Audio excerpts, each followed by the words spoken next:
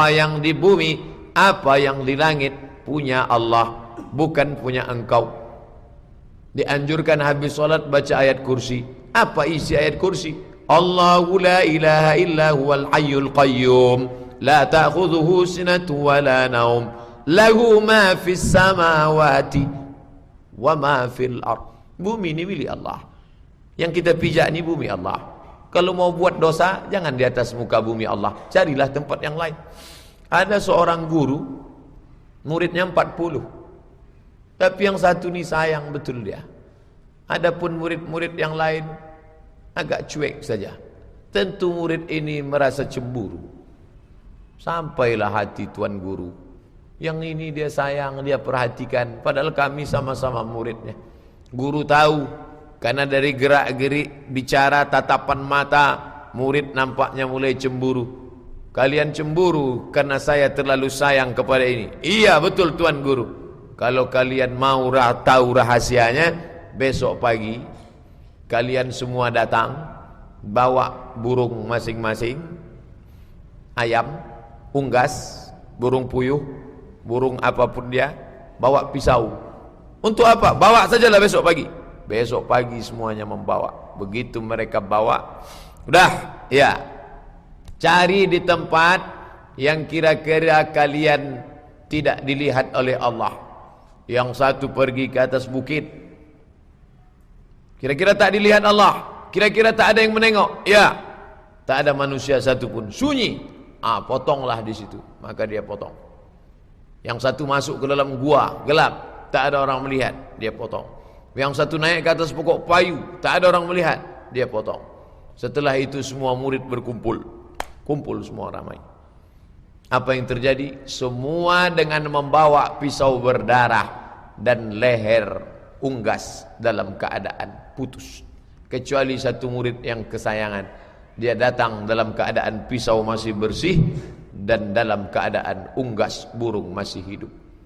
Disitulah baru semuanya sadar, patutlah tuan guru sayang kepada dia. Kenapa?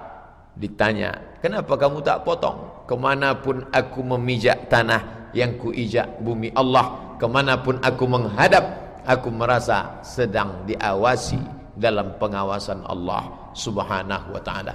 Kalau begitulah orang, maka dia tak akan berbuat maksiat, karena kemana kau menghadap, yang kau hadap adalah wajah Allah. Ainama tuwallu wujuhakum, kemanapun kau menghadap, fathamma wajhullah, maka engkau sedang menghadap Allah. Walillahil masyriq wal maghrib, timur dan barat milik Allah. Ainama tuwallu, kemana kau pun menghadap, milik Allah. Ayat ini membantah orang Yahudi yang mengejek-ejek Nabi ketika menghadap arah Baitullah. Laisal birra an tuwallu wujuhakum qibalal masyriqi wal maghrib. Yang baik bukan yang menghadapkan wajahnya ke timur dan ke barat. Kita ni orang baik nih, kita semuanya menghadap ke barat, kita menghadap ke arah kiblat. Orang yang baik adalah yang ketika dia berada dimanapun, dia sedang berada di hadapan Allah. Kalau memang begitu Pak Ustadz, nanti kalau gitu kita sholat isya menghadap ke Pangkalan Kerinci aja lah. Ini arah kiblat. Allah mau kita ini Robnya satu, arahnya satu. Makanya jangan mau diajak orang kafir, orang Islam tuh nyembah batu tuh, nyembah Ka'bah. Tak ada orang nyembah Ka'bah. Ka'bah itu sebagai arah kiblat. Innama ana rabbukum, Tuhan kalian satu, arah kiblatnya satu, pakai bahasanya bahasa satu, Allahnya satu, arah kiblatnya satu, bahasa yang dipakai satu. Dari Maroko sampai ke Raudatus Shalihin, ayat yang dibaca Fatihah. Alhamdulillahi Rabbil Alamin, Ar-Rahmanir Rahim. Orang India Fatihah bahasa Arab, orang Pakistan Urdu Fatihahnya bahasa Arab, orang Mesir Arab bahasa Arab, orang Cina tetap pakai bahasa Arab. Kiblatnya satu, Allahnya satu. Ini penyatuan. Allah suka kita satu. Tapi masalah dimanapun berada, kita tetap di bawah pengawasan Allah dan di atas muka bumi Allah Subhanahu wa ta'ala. Kalau orang merasa di atas muka bumi Allah, dia tak sombong. Itu tanah saya tuh. Tahu ente menengok kebun sawit, kebun karet, gotah itu punya saya tuh. Itu punya Allah Subhanahu wa ta'ala. Dipinjamkan ke saya sebentar. Kalau sadar bahwa barang itu pinjaman, kalau hilang tak sedih. Banyak orang ketika barang itu ada, dia yakin itu pinjaman Allah. Itu mobil bapak ya? Enggak. Tapi tadi naik itu pinjaman Allah. Tapi ketika hilang, ngamuknya minta ampun. Kalau memang betul itu punya Allah, maka ketika dia hilang, maka tidak sedih. Kenapa? Karena dia adalah pinjaman dari Allah Subhanahu wa ta'ala. Sedih bapak istri ini meninggal? Enggak, pinjaman dari Allah. Insya Allah dikirimnya yang baru nanti. Bapak ibu yang dimuliakan Allah Subhanahu wa ta'ala, maka dimanapun kau memijak tanah, itu adalah tanah milik Allah. Kalau kau mau buat maksiat, kata Ibrahim bin Adham, carilah tanah yang itu bukan milik Allah Subhanahu wa ta'ala. Tak akan jumpa. Yang ketiga, idza aradta an ta'sillaha, kalau kau mau melakukan perbuatan maksiat, ya,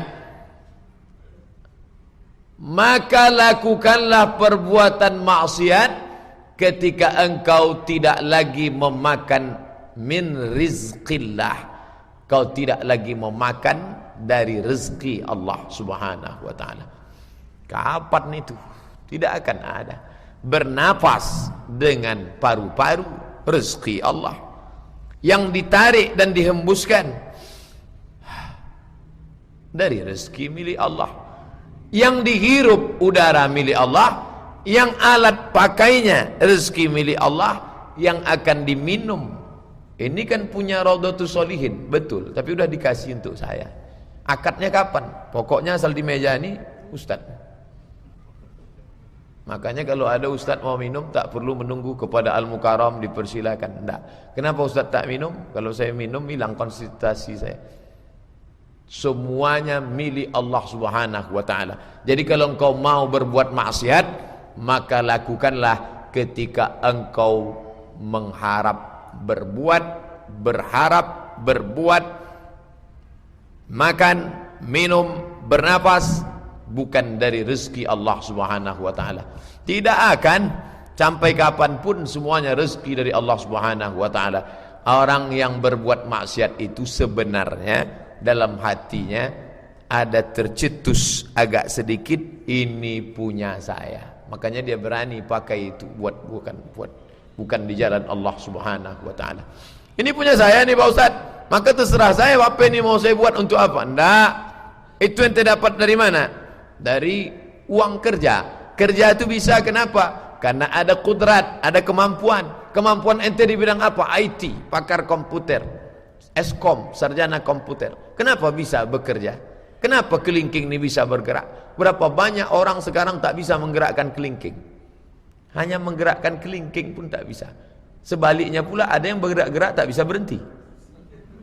Sudah kehilangan kontrol. Sedikit saja urat saraf itu digeserkan Allah Ta'ala, mana kuasa kita? Makanya kita tadi selesai sholat tak takabur, kita tidak merasa ini punya kita, tapi ini punya Allah. Maka kita katakan selesai sholat, la ilaha illallah wahdahu la syarikalah, lahul mulku wa lahul hamdu, yuhyi wa yumit, wa huwa ala kulli syai'in qadir. La ilaha illallah.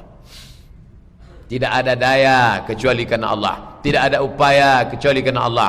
La tataharraku dzarratu illa biiznillah. Tidak akan bergerak satu biji sawi pun kecuali karena kudrat dan iradat Allah Subhanahu wa ta'ala. Makanya kalau dia kaya, dia tak sombong, karena rezeki itu titipan Allah. Kalau dia miskin, dia tak sedih, karena tak dapat pun bukan karena Allah marah. Husnuzan. Idza aradta, kalau engkau mau, an ta'siyallaha, melakukan perbuatan maksiat kepada Allah, fala ta'kul min rizqih, jangan engkau makan rezeki yang sudah diberikan Allah Subhanahu wa ta'ala. Takkan mungkin. Manusia yang paling aneh di antara makhluk yang paling unik adalah manusia. untuk melakukan perbuatan dosa kepada Allah, tapi mesti dengan rezeki dari Allah. Kalau ada orang melawan bapaknya, kenapa kamu lawan? Saya tidak pernah ambil dari duit kamu, kata dia. Ada yang lebih parah, makannya dari bapaknya, minumnya dari bapaknya, rumahnya dibuatkan bapaknya, kendaraannya diberi, subsidi hidupnya, nikahnya pun tetap juga melawan. Itu konotasi sederhana kepada orang tua. Ini kepada Allah Subhanahu wa taala. Detak jantungnya dari Allah, darahnya menetes dicuci buah pinggang dari Allah, paru-paru menghembuskan napas dari Allah, kedipan matanya pun dari Allah, membuat maksiat dosa kepada Allah. Tak sadar diri, tak tahu diuntung. Inilah sifat manusia. Kalau Allah mau cabut nikmat itu, sebentar saja.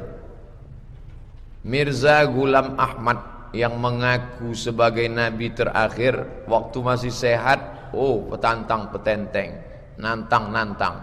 Akhir hayatnya sakit jiwa, gila, sampai anaknya pun malu untuk mengeluarkan bapaknya di halayak orang ramai.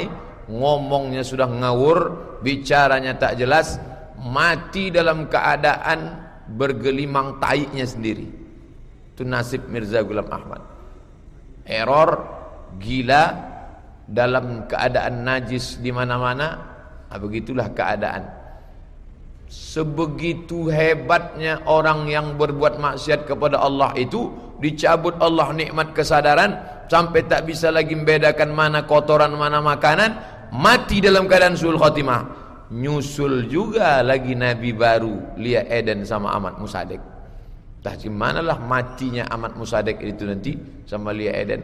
Tapi zaman berganti, musim berubah. Penguasa yang zalim, Fir'aun, mati tersedak di Laut Merah. Penguasa yang zalim, Namrus, mati dalam keadaan masuk nyamuk ke telinganya.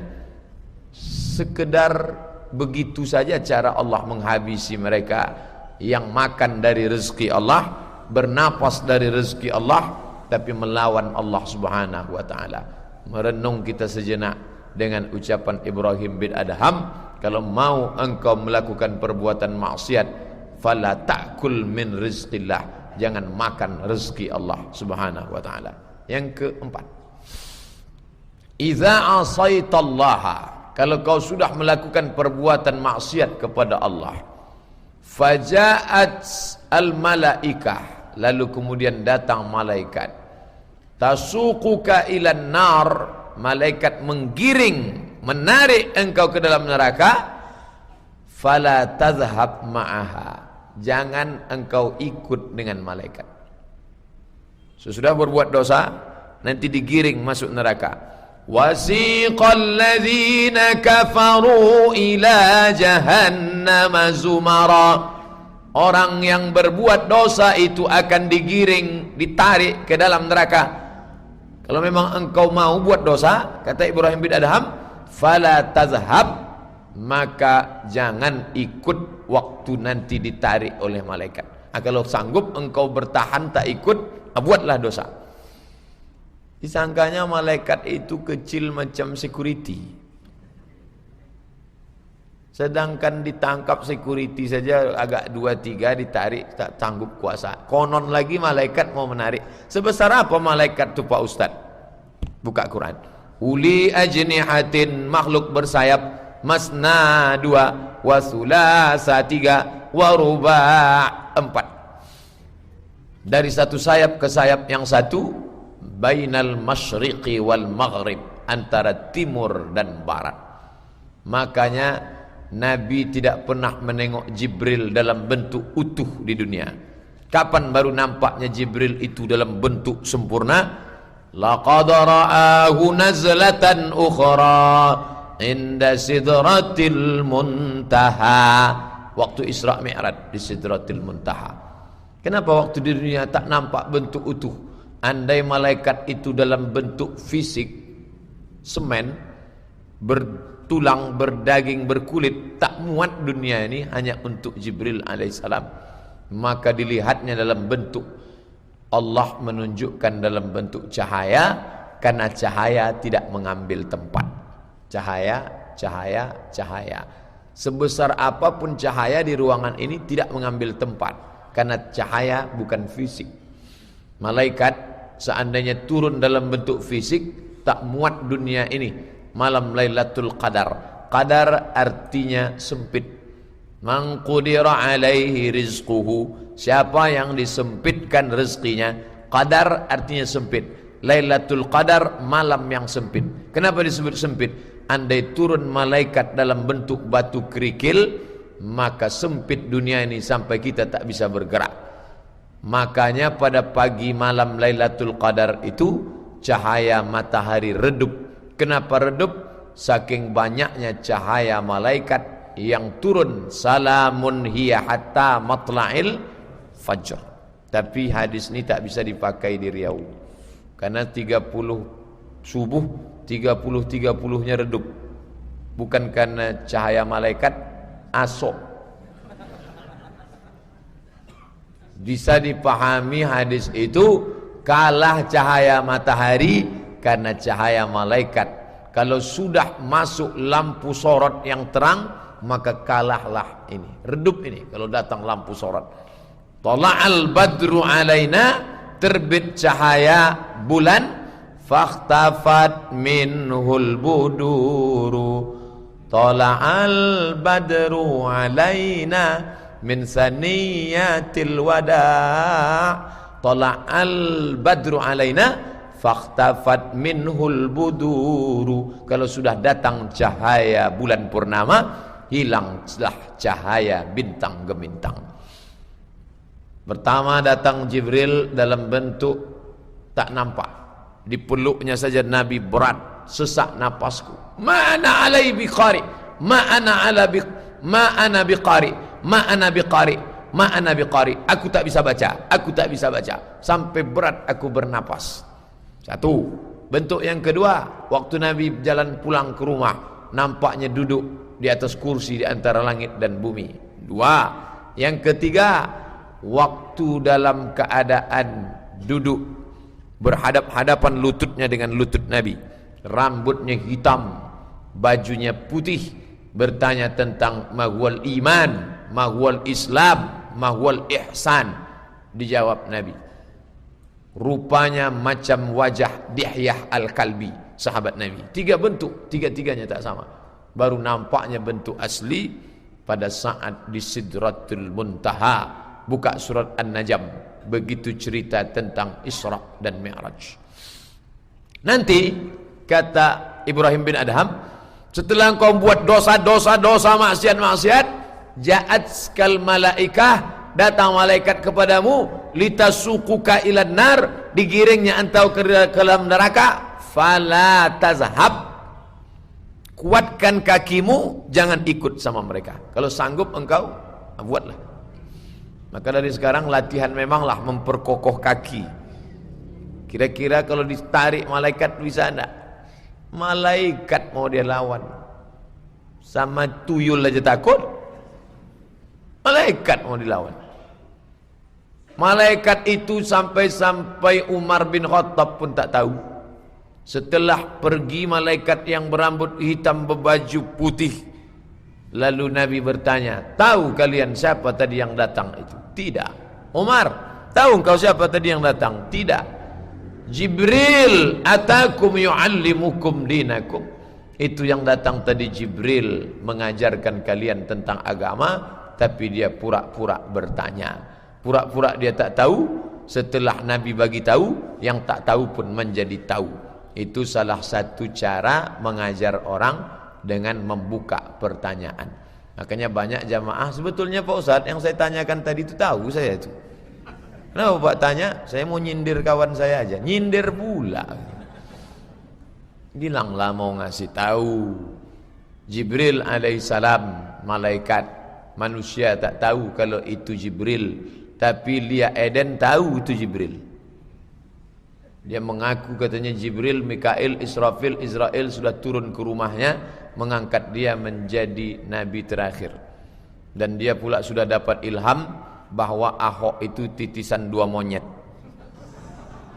Dan dia minta supaya presiden menyiapkan bandara karena Jibril mau turun dari planet pakai UFO, kata dia. Orang begini dibela ini oleh human right. Ini nanti entah bagaimanalah malaikat maut menyentapkan nyawanya.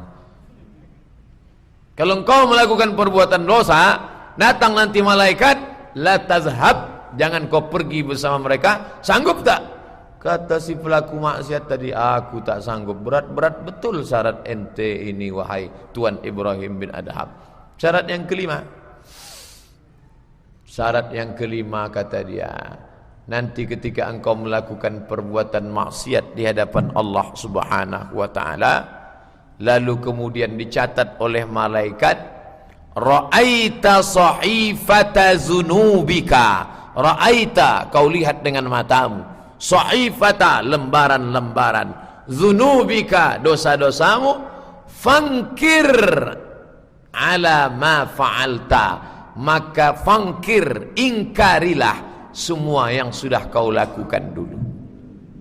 Tengok dosa. Terus ini perbuatan dosamu, iya, ingkarilah. Katakan kepada malaikat, hai malaikat, kalian salah tulis nih.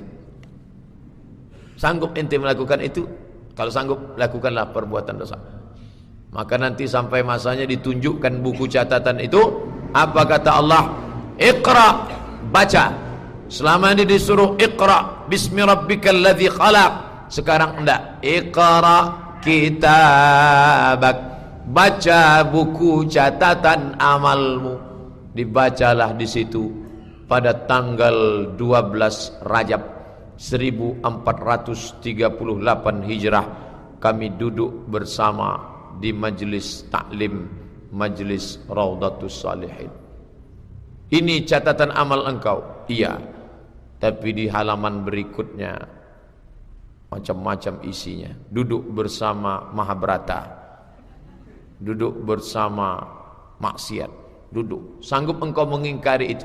Sampai-sampai orang yang menengok buku catatan itu, apa kata dia?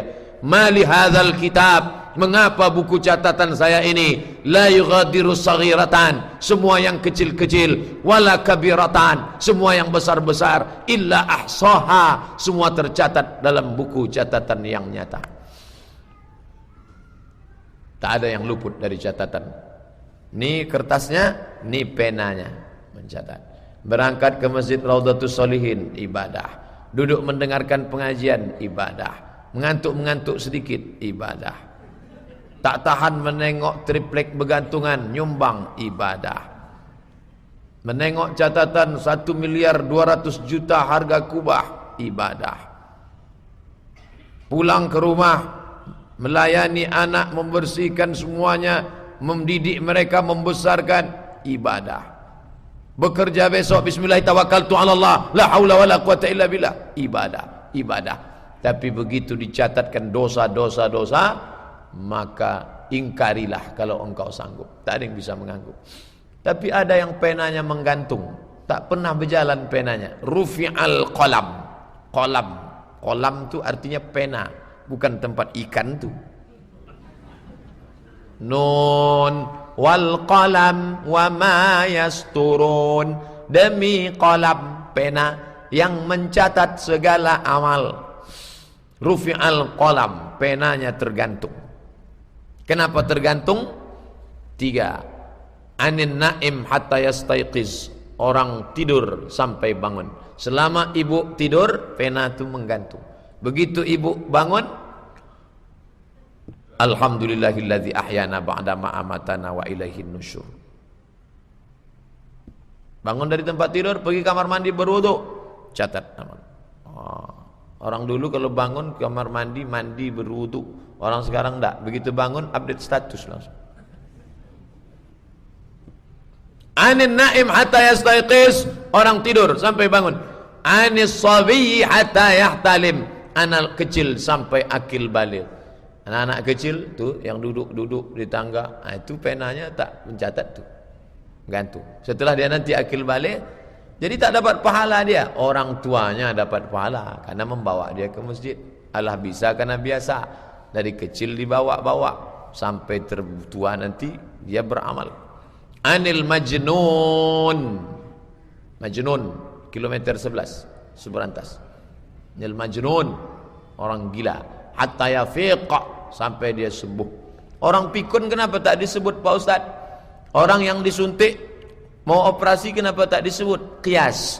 Anak kecil sampai akil balik, orang gila sampai sembuh, orang tidur sampai bangun. Ini tak dicatat. Makanya bapak ibu kalau mau berkelahi, mau mengamuk waktu sedang tidur itulah.